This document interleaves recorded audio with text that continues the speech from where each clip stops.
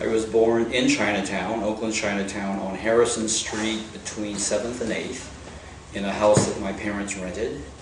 And the year, you want the year? Yes. Yeah, 1941, exactly 5 months before the Pearl Harbor attack. Okay. Did that affect your family in any way? Well, it did in the sense that, I mean, that started World War II, and Oakland became very busy with a shipyard and all of that, and that was near Chinatown, so the businesses got very busy. And my parents opened the restaurant in 1943, and as a result of that, they were able to sort of begin moving into the middle class. It's an amazing story about how World War II was so positively impactful on sort of poor working class Chinese American families in Oakland. Okay, we're going to get to World War II. Okay.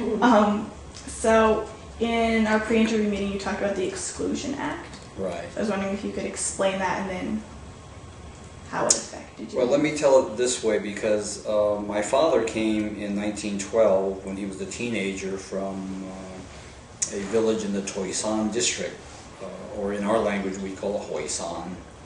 And he came in 1912, and the Exclusion Act started in 1882, an act passed by Congress, which was an act to ban Chinese laborers from coming to the country, coming to the United States.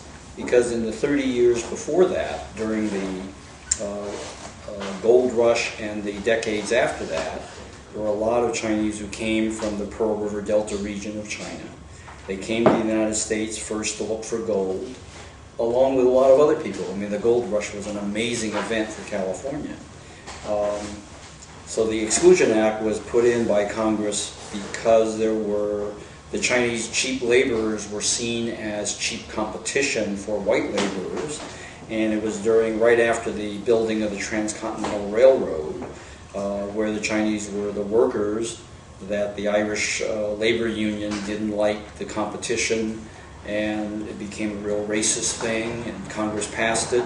So that really stopped the legal immigration of Chinese workers. And so my father came over in 1912 during the whole period of the exclusion period. So he had to go through interrogations at Angel Island, which was the processing station at the time. And the 1906 earthquake comes into play because in San Francisco, all the immigration records and the birth records were kept at San Francisco City Hall, but when the earthquake came and the fire burned all of that down, that meant that the Chinese who wanted to come over under the Exclusion Act could claim that they were sons of U.S. citizens, which then made them legal to come in. So my father claimed to be a son of a native, and we don't think that was true. So we think he was an illegal immigrant.